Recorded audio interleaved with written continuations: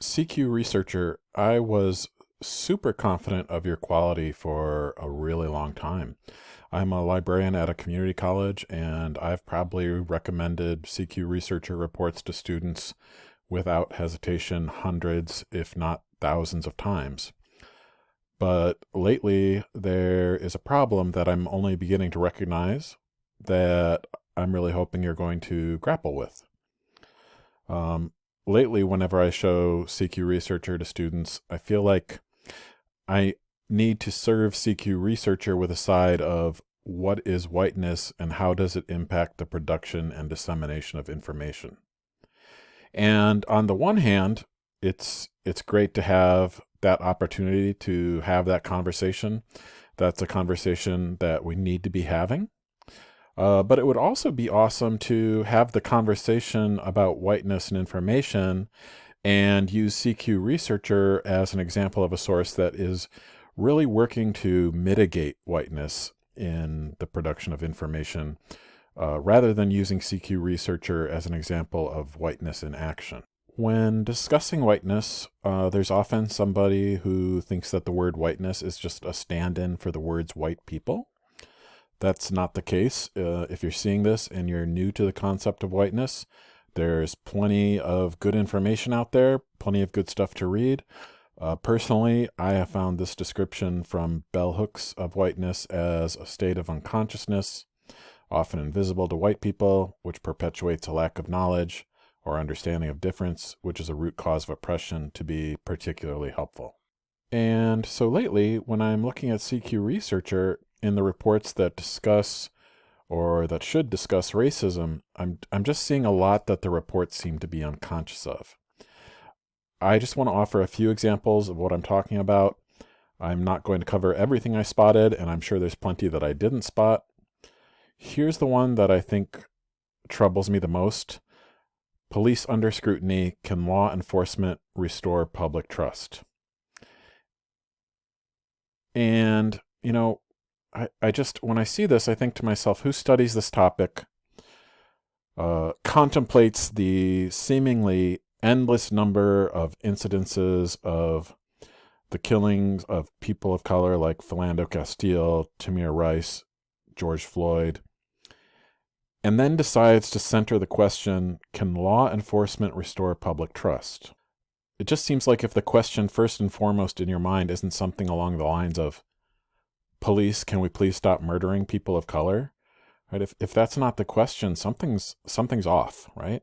I think what's off is that unconsciousness. The pain that people of color experience in their interactions with police is not something that's on your radar. Or it's so much what you're used to and comfortable with that it's invisible to you. But you can empathize with the police, right? You're conscious of, wow, it must not feel good to not feel trusted. That is on your radar. That you can feel and empathize with. So that's the question that you center. Also, CQ Researcher, this unconsciousness that I see in the reports extends to not knowing what context needs to be included in the reports to make the reports something more than, well, this person says racism is real, but this one says it's not. Right? When you present police shoot African Americans at far higher rates than whites, but don't include any of the information from the myriad studies that show how bias and race impacts how police officers interact with people, how they decide to shoot. When you leave out that crucial info, you're leaving the door wide open for miseducated people to conclude that black people are being shot not because of racism and implicit bias, but because of the actions of those people who were shot, right? That's where we hear well, if they just follow directions, right? So the result, when you leave out that context, is that we get a report that has a lot of potential to both alienate and miseducate. This one I find to be similar and also pretty troubling, right? This question, can U.S. officials restore order at the southern border? I just don't understand how you can investigate this topic in any meaningful way and conclude that U.S. officials have an interest in restoring order. Right? To the extent that there isn't order it's U.S. officials causing the chaos. Right? This question reveals an uncritical acceptance of a narrative crafted by those who would profit from racism and xenophobia. And again, when we're looking at info about the appalling disregard for the humanity of immigrants and asylum seekers, and then the question you center is, can U.S. officials restore order? When you're choosing to center U.S. officials in that situation, you're showing me something about whose pain you can see and whose pain you can feel, right? Whose suffering is on your radar and whose you are unconscious of, or whose you are so comfortable with that it's invisible to you. The last one, this is from the report on systemic racism, and there's some good work in this report, but there's room for improvement. Again, in this report, you're presenting statistics about outcomes without presenting the readily available information that would provide the context that shows that bias and racism are behind the outcomes.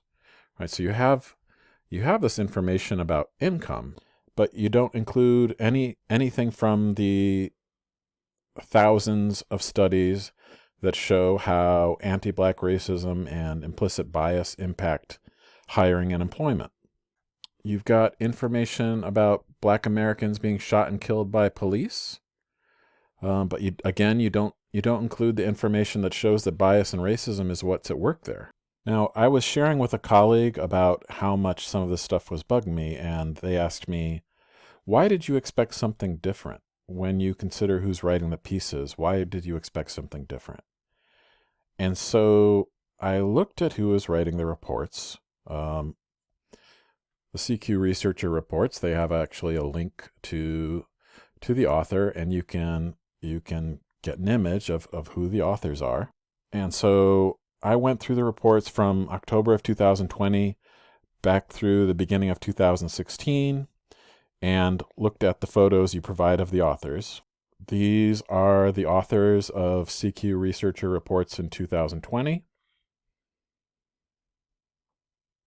These are the authors of CQ Researcher reports for 2019. These are the authors of CQ Researcher reports from 2018. And I kept going. I went back through 2016, and not every report was written by a white person, but there's just not a lot of Black and brown faces in there. I am white, and when people see me, they sometimes think that I am a light-skinned Black man or that I am biracial. So, it's entirely possible that I have made a mistake here, but it looks like there was one report in those years that was written by a Black person. So for a little perspective, the Trump administration recently took some criticism for how few Black judicial appointments they had made. From January 2016 through October 2020, the Trump administration had 203 judges confirmed. 8 of those 203 were Black. In that same time period, right, 2016 through the end of October 2020, CQ Researcher published 215 reports. One of them was authored by a Black person. Again, maybe I'm wrong.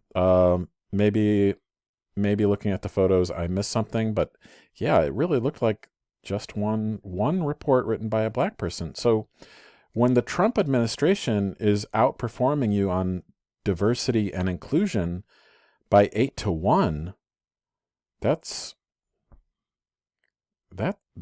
stunning, right? And I don't mean to imply that simply hiring more Black, Indigenous, and people of color as writers is going to mitigate the whiteness in the reports, right? I think that's a good step to take, but I think that's just one step in the right direction, not a silver bullet. I'm just bringing this up as, another spot where it seems like there's a lot of the unconsciousness of whiteness going on.